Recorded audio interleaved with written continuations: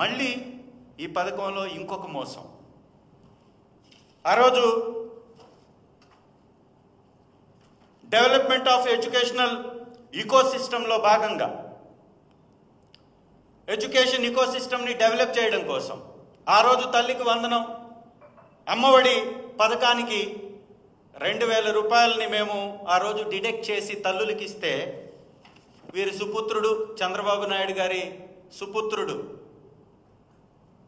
నారా లోకేష్ గారు ఈరోజు విద్యాశాఖ మంత్రిగా ఉన్నటువంటి మంత్రి గారు మాట్లాడినటువంటి మాటలు, వారి ట్వీట్ ద్వారా, వారు చేసినటువంటి ట్వీట్ ద్వారా, ఈ ట్వీట్ చాలా స్పష్టంగా ఇక్కడ అమ్మఒడి అర్థవడిగా మారింది, సంపూర్ణంగా ఇవ్వట్లేదు అని వారు ట్వీట్ చేశారు. అయ్యా లోకేష్ గారు, మీరు బహుశా ఇవాళ మంత్రి అయ్యారు, మర్చిపోయినట్లున్నారు. మరి కాలం మాత్రం ఎప్పటికీ మీరు మాట్లాడినటువంటి, మీరు చేసినటువంటి ఈ కామెంట్స్ని ఎప్పుడూ మర్చిపోదు.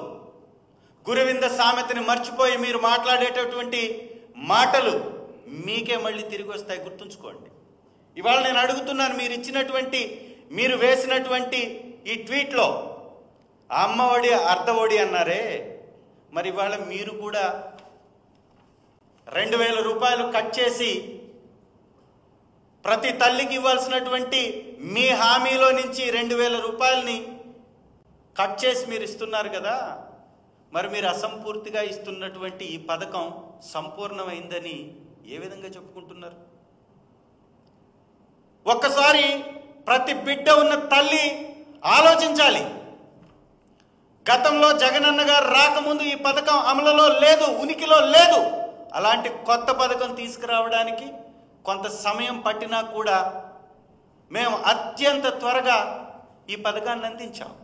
మరి ఈ ప్రభుత్వం గతంలో అమలుపరిచినటువంటి వారికే ఇస్తూ కూడా, గతంలో ఉన్నటువంటి సంఖ్య కన్నా తక్కువ ఇస్తూ కూడా ఇవాళ మళ్ళీ గొప్పలు చెప్పుకునేటటువంటి ప్రయత్నం చేస్తున్నటువంటి వీరికి ఖచ్చితంగా బుద్ధి చెప్పాలి.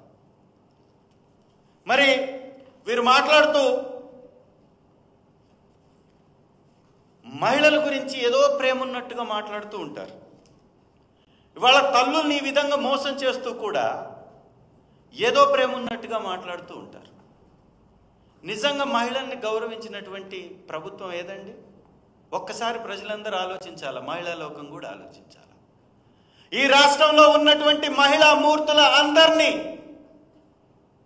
యజమానులుగా మార్చి ప్రభుత్వంలోని ప్రతి పథకాన్ని మహిళల వద్దకు చేర్చి వారి గడపల వద్దకు తీసుకెళ్లి వారిని గౌరవించినటువంటి ప్రభుత్వం ఎవరిదంటే ఖచ్చితంగా వైఎస్ఆర్ కాంగ్రెస్ పార్టీ ప్రభుత్వం. గతంలో ఎన్నడూ లేని విధంగా ఒక ఇల్లు ఇచ్చిన తల్లి పేరు మీద, ఒక పథకం ఇచ్చిన వారి అకౌంట్లోకి, ఒక స్థలం ఇచ్చిన వారి పేరు మీద ఇంత గొప్పగా మేము పథకాలు ఇచ్చాం. ఇవాళ మీరు తల్లికి వందనం పేరుతో మోసం చేస్తూ కూడా మళ్ళీ మహిళా తల్లుల్ని మభ్యపెట్టేటటువంటి ప్రయత్నం చేస్తున్నారు. నేను అడుగుతున్నా, మీరిచ్చినటువంటి హామీ ఆడబిడ్డ నిధి దాదాపుగా 32,400 కోట్ల రూపాయలు ఒక సంవత్సరానికి ఇవ్వాలి. మీరు ఇచ్చారా చంద్రబాబు గారు? మీరు అంటున్నారు కదా 6 హామీలు అమలు పరిచేసాం, ఎవరన్నా మాట్లాడితే నాలుక మందం అంటున్నారు కదా, మరి మీ అందరికీ ఇది వర్తించదా? ఈ ఆడబిడ్డ నిధికి సంబంధించినటువంటి 32,400 కోట్ల రూపాయల బకాయి గత సంవత్సరానిది, ఇప్పుడు మళ్ళీ ఈ సంవత్సరం బకాయి ఎప్పుడు ఇస్తున్నారని మహిళా తల్లులు అడుగుతున్నారు. సమాధానం చెప్పేటటువంటి దమ్ము ధైర్యం మీ ప్రభుత్వంలో ఉన్నటువంటి ఏ ఒక్కరికన్నా ఉందా అని అడుగుతున్నా. అలాగే దీపం పథకం అరాకొర అమలు పరుచడం, సగానికి తక్కువ లబ్ధిదారులకి ఆ పథకాన్ని అమలు చేయటం, ఉచిత బస్ ఇంకా ఊహల్లోనే ఉంది. ఊహా ప్రపంచంలో రాష్ట్ర మహిళల్ని ఆశ పెడుతూ తేలియాడ చేస్తున్నటువంటి పరిస్థితి ఇంకొక వైపున కనపడతా ఉంది.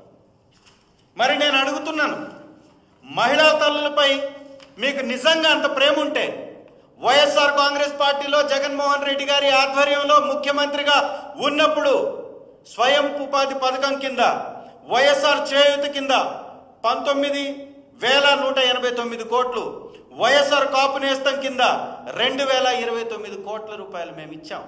మేము ఇచ్చినటువంటి హామీల్ని సంపూర్ణంగా నెరవేర్చాం. చెప్పనటువంటి హామీని కూడా వైఎస్ఆర్ ఈబీసీ నేస్తం దాదాపుగా 18,876 కోట్లు, వైఎస్ఆర్ కాపు నేస్తం 2,029 కోట్లు, చెప్పనటువంటి హామీ ఇవ్వనటువంటి వైఎస్ఆర్ ఈబీసీ నేస్తం 1876 కోట్ల రూపాయలు మేమిచ్చాం కదా. మరి ఈ తల్లులకి ఈ పథకాలు ఇప్పటి వరకు ఇవ్వలేదు. ఏం మాట్లాడాలి మరి వీరంతా? ఎవరి నాలుక మందమని వారు అడగాలి. నేను అడుగుతున్నా, ఈ రాష్ట్రంలో మహిళల్ని ఇది మోసం చేయడం కాదా? మహిళలకు ఇచ్చినటువంటి ఈ ఆడబిడ్డ నిధిని P4లో భాగం చేస్తానంటున్నారు.